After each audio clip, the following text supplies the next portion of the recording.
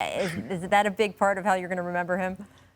Absolutely. The legacy to me is that not only was he the first African-American coach to win the NCAA tournament, but he used that status and he used the job security that provided to lead the way and to speak up for other Black coaches in particular who didn't have that power, who maybe were on a shakier status.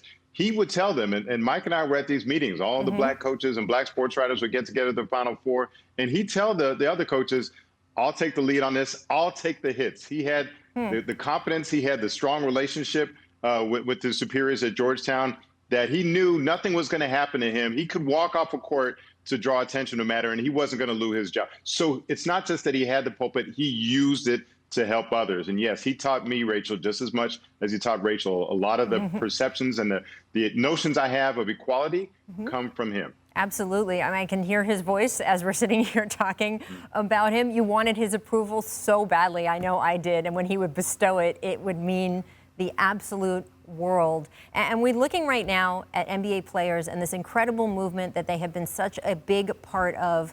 Wilbon, how is that something that John Thompson was really one of the great forefathers of pointing out not just inequality right in front of people's faces, but what got you there, especially with the educational differences that were offered to African Americans that he saw coming into his program versus some of the white kids that he saw coming in, and what opportunities they had in elementary school, junior high, and high school that weren't being offered to a lot of his other players? Well, the shortcomings, that's what Big John was always trying to highlight.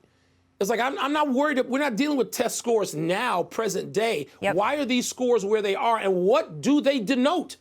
How do we know what they mean? Does it mean that kids, once they're allowed to have the means to play catch up and does it mean they shouldn't be in this university, in this situation, in a 4-year situation, being able to play? What is it that made those scores where they are, and how do we change that? And again, I cannot stress enough, Rachel, and you guys know this, but I don't know how much listeners do it. They see a basketball coach.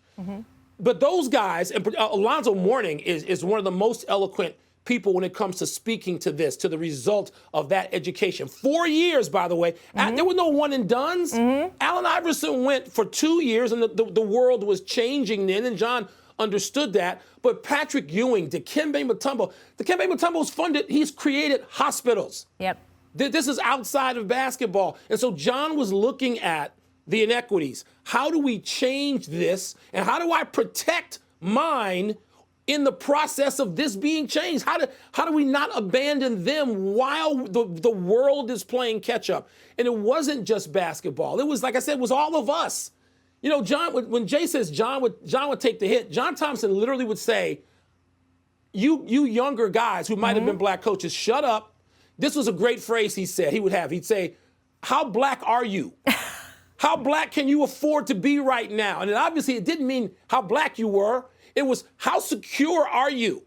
You know, and it came that way to even writers, writing columns, writing pieces. John would say, you're going to write that? Are you sure that your news organization is going to let you be that Black this week? And so he was reminding people that there was more than obligation. That if you were going to answer this, you better be rooted deeply enough and firmly enough that you could go out there and swing that bat and make it work. Jay, you teach college-age students every day now. What do you want the kids in your classes, and frankly, a lot of the NBA players are those same ages, right? 20, 21, 22, 23, 4 years old. What do you want them to remember and know about John Thompson?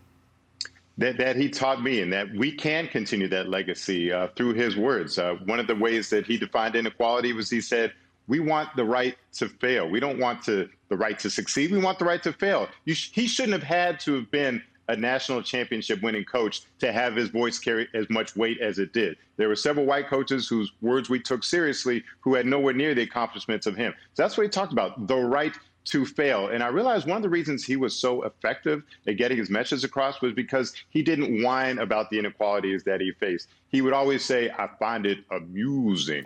And when he said amusing, just like when Michael Jordan said, okay, fine, it wasn't really fine. When John Thompson said amusing, it meant that he didn't find it humorous. Not at all. It meant that he was pointing something out, such as, for example, there was some talk that he might go to the NBA in the mid-90s. And the word was that, oh, he wants general manager powers and he wants final say in personnel decisions. He's a control freak. He would point out, they called me a control freak. But then, meanwhile, what happened? John Calipari, Larry Brown, these college coaches went to the NBA, and what did they have? They had personnel say, unlike John Thompson. John Thompson was considered a control freak.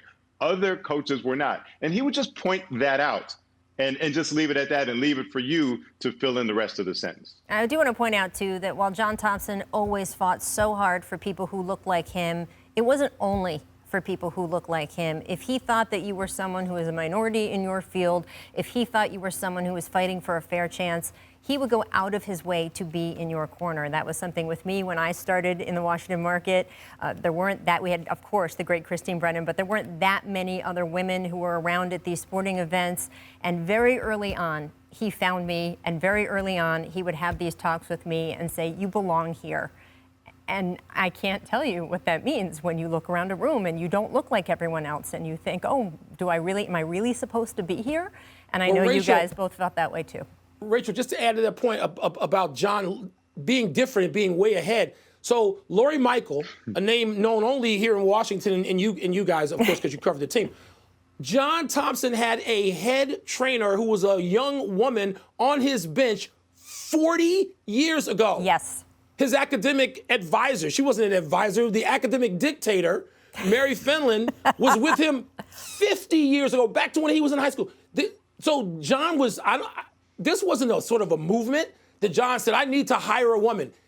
There was somebody he saw that he knew he was great, and she was getting hired. And it didn't matter what anybody at Georgetown thought, or the Big East, or the NCAA, or the Washington Post, or New York Times, anywhere else. This is what John was doing 40 years ago. And so now it's interesting when we talk about women being on the bench, in NBA situations. Yes, now it's coach and it's moved along. Again, one more time, 40 years ago, or real close to it.